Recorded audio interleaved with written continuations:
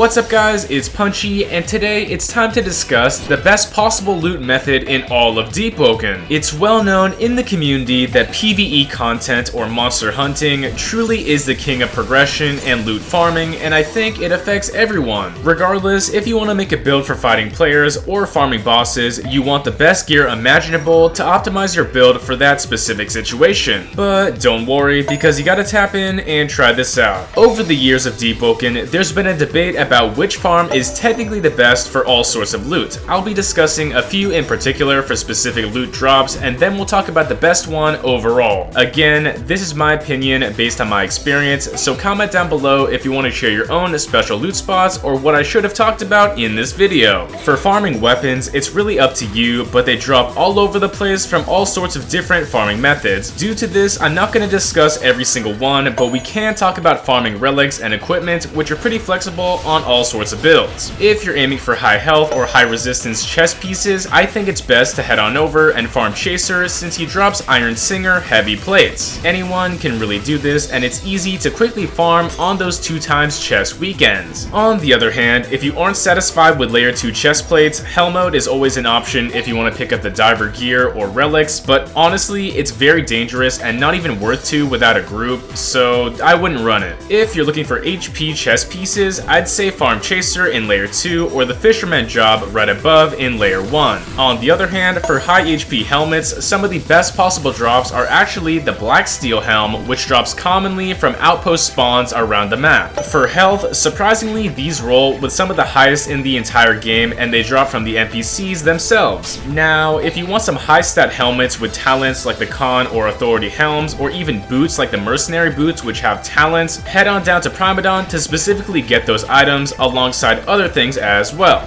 This boss is basically the best place to get high stat torso equipment and rare dropping legendaries like the Imperial Staff. Moving on, for specific high stat rings to finish off your build, check out the Ferryman and the Void Zone specific Angel Cave. If you're aiming to get rare or common rings with high stats, the cave is probably going to be your best friend, but legendary rings with high stats drop from Ferryman all the time. Moving on, the only real reason to farm the Duke is probably for a Sinner's Ash when corrupting your bell, but otherwise, his loot just isn't that exciting. Anyway, now it's time to talk about the best possible loot method that's probably the easiest in the entire game. Let's discuss the Diluvian mechanism. For some of you, you might already know this, but a large majority of the community doesn't really know how this works. It's no surprise that this end level gauntlet has basically every single drop in the game, but there's a way to optimize your runs effectively and get the best possible loot. If you want to head through the entire challenge with a group or even solo, reaching wave 50 or the end has the best loot in the entire game. There's so many relics, including the best with Moon's Eye Tomes and Armorer's Needles, alongside legendary options from all around the map. You seriously can't go wrong with pushing through all the way to the end at wave 50, but seriously, that's not the method and it's not optimal. It's time to lock in. Realistically, all you really need to do is solo the Diluvian mechanism up to wave 25 and reset to do it all again. Soloing up to this cutoff point isn't really that difficult, and there's basically low to no threat if you have a decent monster hunting build. Besides this, we already start the mechanism around wave 11 on a maxed out build, so it's even easier and faster than before. Honestly, you'll be saving so much time and stress by doing this instead of wave 50. Finally, the wave at the mechanism midpoint has the same exact loot compared to wave 50, but actually a little bit better. Despite having fewer high tier items, it cuts out some of the nonsense like Pathfinder cloaks and schematics, which are only available at that maxed out wave 50. Seriously, to get the relics that you need and everything else, run Diluvian wave 25, end it, and do it all again. Anyway, that's all for right now, and hopefully this helped you out. For all things Deepwoken and for even more exclusive content, make sure to like and subscribe so we can hit 100k subs. Thanks again, it's punchin' time.